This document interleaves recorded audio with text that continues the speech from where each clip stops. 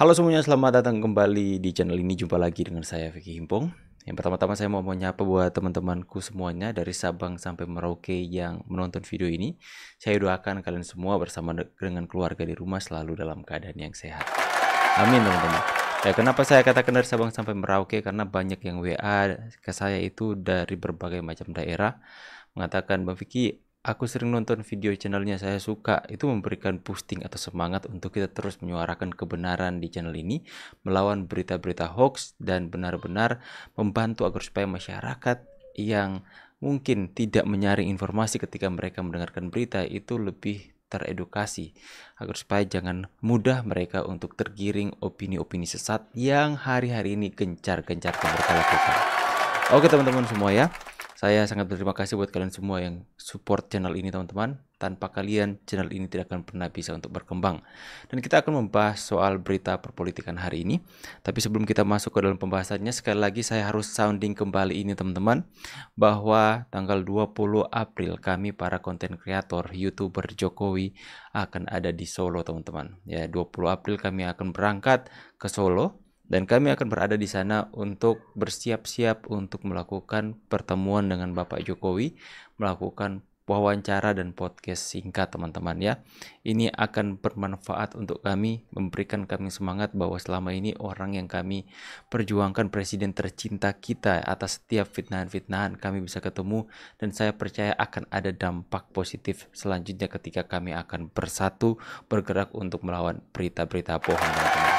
Ya, jadi ada Opung Parbelak, ada Bang Agri Fanani, ada Farm Project, ada Banyuwangi Official, ada Bang Umron, teman-teman dari Playker Majenang, juga ada beberapa konten kreator yang lainnya yang akan kita pergi ke sana.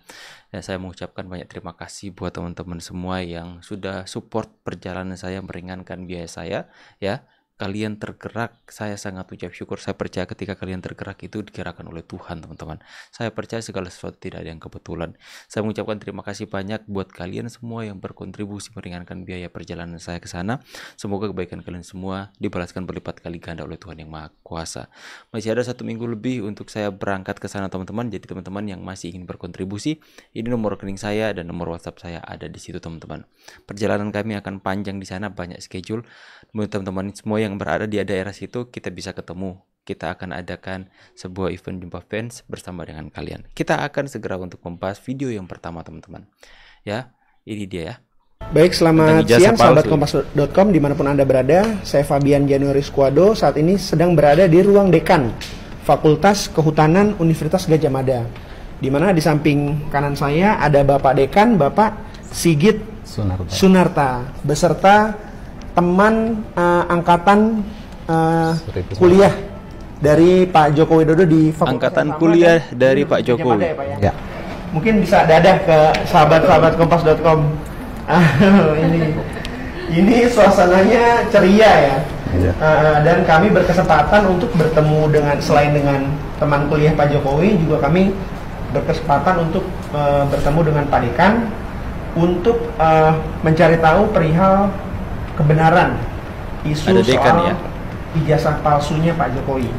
Nah, mungkin Pak Dekan bisa menjelaskan bagaimana keabsahan ijazah yang dikeluarkan oleh UGM, Pak. Baik. Untuk mahasiswa bernama Pak Joko Widodo. Gitu. Ya, baik. Monggo, Pak. Baik, bismillahirrahmanirrahim.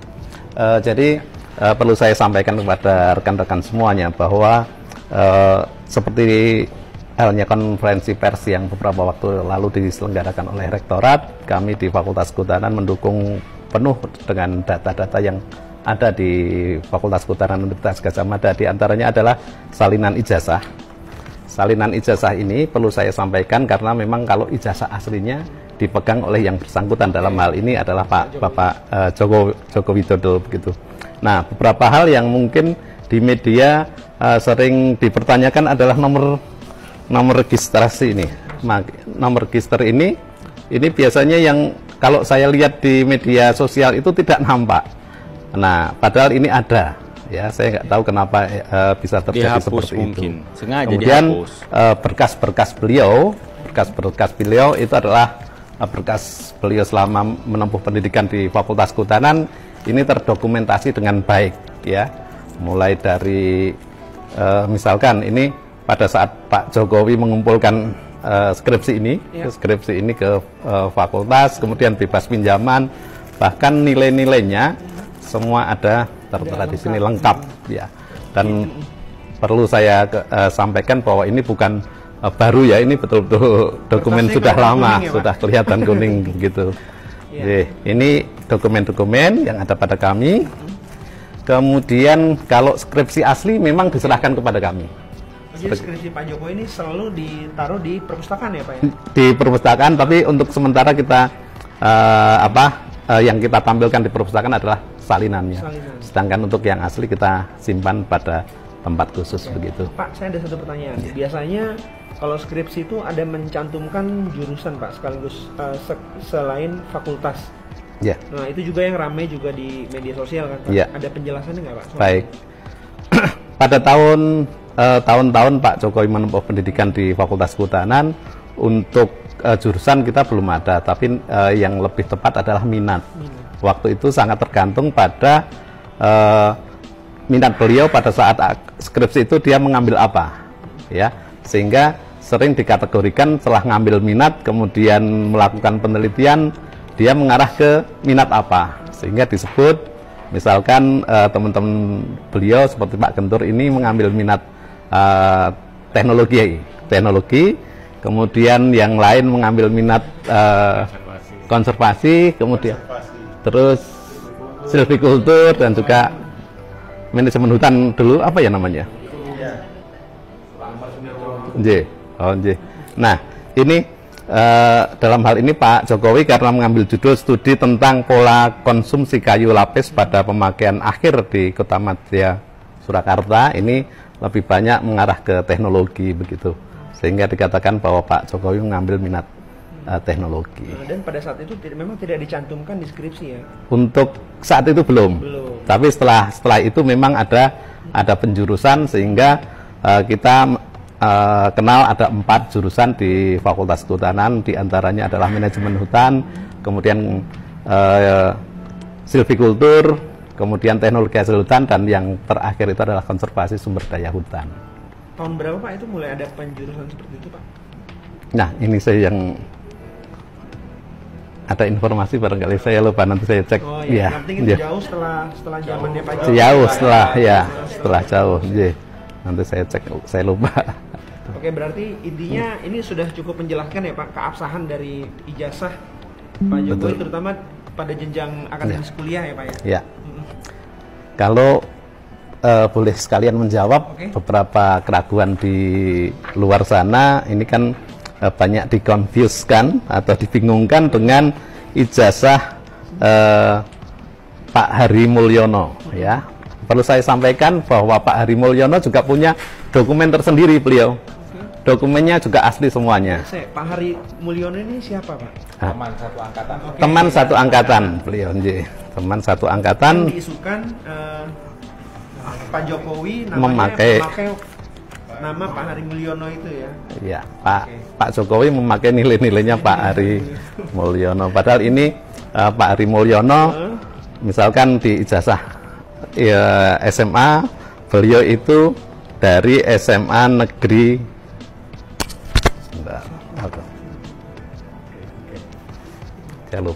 nggak kelihatan, Yogyakarta ya, dia di saya nggak bawa kacamata.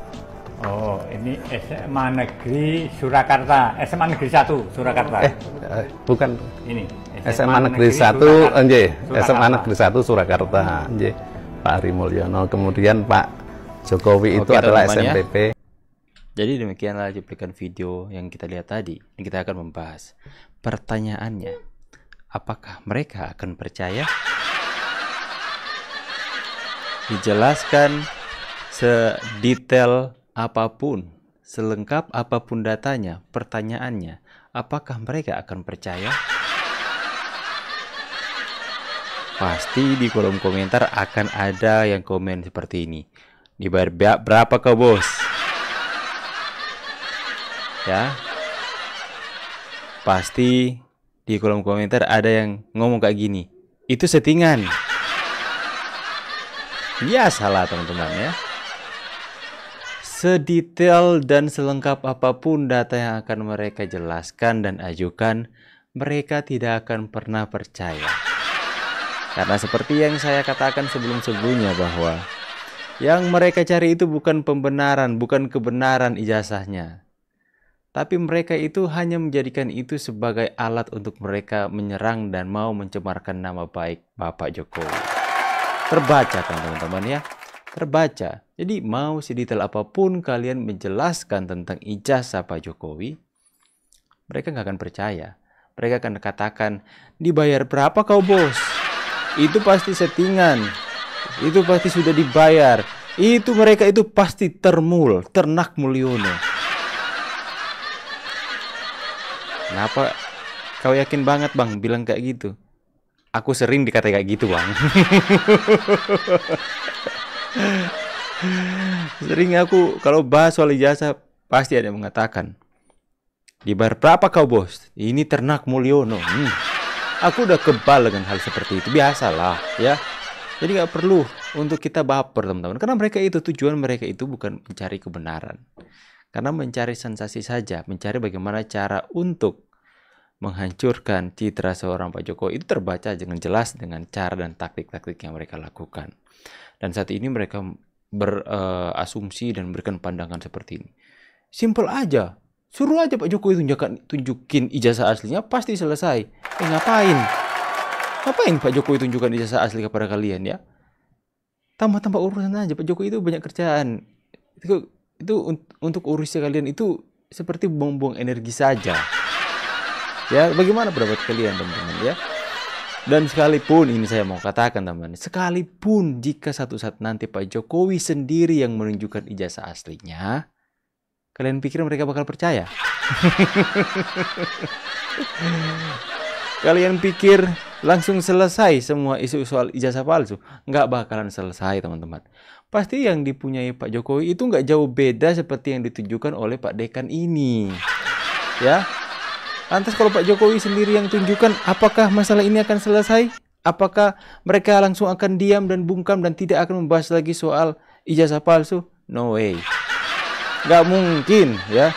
Nah mereka ini tujuannya seperti saya bilang, tidak mau mencari kebenaran, tapi mencari cara bagaimana melemahkan pengaruh yang begitu besar dari seorang Pak Jokowi. Ya, bagaimana mencemarkan nama baik Pak Jokowi dengan ijazah palsu seperti ini. Ya nanti ada yang komen lagi nih, bang, simpel aja, Jokowi bisa tunjukkan dan semuanya akan selesai. No, nggak bakalan selesai. Ya, pasti akan ada narasi bahwa yang ditunjukkan Pak Jokowi adalah ijazah palsu, bukan ijazah asli. Ayo Pak Jokowi, tunjukkan yang asli dong. Lantas dalam Pak Jokowi dalam hati, lah, saya udah tunjukkan yang asli, kalian mau yang apa? Jadi itulah teman-teman ya. Bapak Jokowi sudah tahu bahwa menanggapi orang-orang seperti mereka yang dalam case-nya saja terlihat mereka mencari kebenaran, tapi sebenarnya itu hanya ungkapan kebencian mereka saja kepada Bapak Jokowi. Makanya Pak Jokowi dalam pemikirannya mungkin teman-teman, waduh nggak guna layani dan ladeni mereka, cuma buang-buang energi dan waktu saja. Karena ada hal-hal yang lebih baik untuk dipikirkan. Ada hal-hal yang lain yang lebih bermanfaat untuk dilakukan. Misalnya, Bapak Jokowi setiap hari melayani tamu-tamu yang berkunjung untuk datang bersilaturahmi di rumahnya. Kenapa begitu banyak masyarakat yang datang berbondong-bondong untuk ketemu sama Bapak Jokowi? Karena mereka mau balas budi. Lantas ada yang bilang, para kaum sakit hati, apa manfaat kalian untuk datang ke rumah Jokowi? Kalian mau minta sembako ya? Dasar pengemis. Dia katakan seperti itu teman-teman ya. Padahal rakyat datang ke sana tidak dibiayai oleh siapapun, bahkan pakai uang dari kantong pribadi untuk ketemu Bapak Jokowi, untuk seperti ungkapan ya, ungkapan terima kasih, ungkapan balas budi atas Pak Jokowi yang selama ini selama menjabat menjadi presiden sudah datang berkunjung dan membangun daerah-daerah yang terpencil. Ya teman-teman ya. Makanya Bapak Jokowi itu sangat dicintai rakyat, khususnya dari tempat-tempat yang dulu itu sulit untuk terjamah dalam pembangunan. Makanya mereka berbondong-bondong datang ke Pak Jokowi just want to say, Pak Jokowi, You did a great job. Anda telah melakukan kerja yang luar biasa, sudah membangun daerah kami yang dulu tidak pernah terjamah oleh pemerintah. Ya, makanya ungkapan terima kasih itu mengalir dari masyarakat kepada Bapak Jokowi yang selalu dia datang ke daerah-daerah terpencil, dia tidak membedakan teman-teman. Kemudian mereka ketika Pak Jokowi sudah tidak terikat kepada peraturan pas pampres untuk bagaimana bertemu dengan dia itu sangat ribet. Tapi sekarang masyarakat yang harus itu dari panggilan teman-teman ya, panggilan dari hati untuk datang, just say thank you, thanks, terima kasih Bapak Jokowi sudah membangun daerah kami, terima kasih sudah membuat hal-hal yang luar biasa untuk negeri kami. Dan itu nggak mau tuh, para penjadi itu nggak terima hal itu, mereka nggak terima, makanya mereka ada saja untuk menciptakan banyak-banyak tuduhan-tuduhan kepada Bapak Jokowi ya. Tapi beliau ini sampai detik ini, dari pertama dia menjabat sampai detik ini, itu nggak pernah berhenti difitnah oleh para pembencinya. Tapi yang dia tunjukkan adalah kebesaran hati yang luar biasa, sampai-sampai netizen berkata seperti ini, Pak Jokowi, terbuat dari apa hatimu, Pak? Beliau menunjukkan teladan yang luar biasa, yang dimana seperti ya Pak Prabowo katakan, anjing menggonggong bila berlalu. Jika kita semua teman-teman hidup dari apa kata orang, kita nggak akan berkembang, kita nggak akan naik, kita akan stuck di tempat, bahkan kita akan mundur ke belakang. Jika kita berjalan atau menjalani kehidupan ini dari apa kata orang atas hidup kita, hal-hal yang negatif teman-teman ya. Dan jika Pak Jokowi orangnya baperan dan dia ke-distract dengan tuduhan-tuduhan, fitnahan-fitnahan dari orang-orang pembencinya terhadap dirinya, dan dia fokus terhadap itu, saya pikir Pak Jokowi nggak akan sesukses ini memimpin negara Indonesia. Tapi karena Pak Jokowi memilih untuk nggak peduli untuk memikirkan hal-hal perkataan-perkataan negatif orang-orang yang membenci atas dirinya, nggak perlu. Itu hanya membuang energi, membuang tenaga, dan tidak menambahkan apa-apa dalam hidupnya. Makanya Pak Jokowi lebih fokus untuk membangun negeri, lebih fokus untuk berkunjung kepada rakyat daripada membuang energi ke pihak berwenang, pihak berwajib untuk melaporkan orang-orang yang membenci, memfitnah dia. Itulah teman-teman. Alih-alih di orang mengundurkan diri dari kepercayaan mendukung Jokowi, dia malahan banyak mendapatkan simpati dari masyarakat Indonesia karena sikapnya seperti ini, teman-teman. Good job ya, good job teman-teman. Jadi bukan kita membatasi diri untuk orang lain memberikan saran atau nasihat kepada kita. Kita terima dengan baik, harus terima dengan baik saran. Tapi jika kita terfokus untuk mendengarkan perkataan-perkataan negatif orang-orang yang membenci kita, maka kita nggak akan maju. Ya, mungkin kita sudah berada pada track yang benar, kita sudah berjalan di jalan yang lurus, teman-teman. Akan tetapi karena kita selalu terintimidasi dan suka terfokus kepada orang-orang yang menghujat kita, memfitnah dan membenci kita akan ke distract dan kita mungkin akan kehilangan fokus untuk mencapai tujuan yang akan kita tuju. Ini adalah contoh yang ditunjukkan oleh Bapak kita Jokowi. Nggak peduli tuh, seperti yang katakan Pak Prabowo ya, anjing menggonggong bila berlalu. Nggak peduli dia anjing menggonggong kiri kanan, tapi dia tetap berjalan lurus ke depan ya, lurus ke depan untuk mengejar tujuan yang akan dia tuju ya. Dan hal ini yang terjadi dalam pemerintahan Pak Prabowo hari ini ya. Banyak yang ingin mengganggu fokus Pak Prabowo. Banyak yang ingin berusaha untuk menarik perhatian Bapak Prabowo untuk tertuju kepada mereka, para pembenci-pembenci hari ini. Karena mungkin itu adalah pengalihan ya, pengalihan agar supaya Bapak Prabowo ini tidak terlalu fokus kepada penangkapan para koruptor-koruptor. Jadi kita harus benar-benar melihat teman-teman, taktik-taktik mereka ini benar-benar sangat-sangat mudah kebaca. Jadi mereka ingin mengalihkan perhatian Bapak Prabowo agar Bapak Prabowo itu terfokus dengan hal-hal yang lain, dengan hal-hal yang ya bisa dibilang hanya buang-buang energi saja hadapi demo-demo teman-teman ya. Oke, alhasil kita belum melihat nih ada kasus besar yang terungkap hari ini. Apakah itu pengalihan isu? Saya juga nggak tahu teman-teman.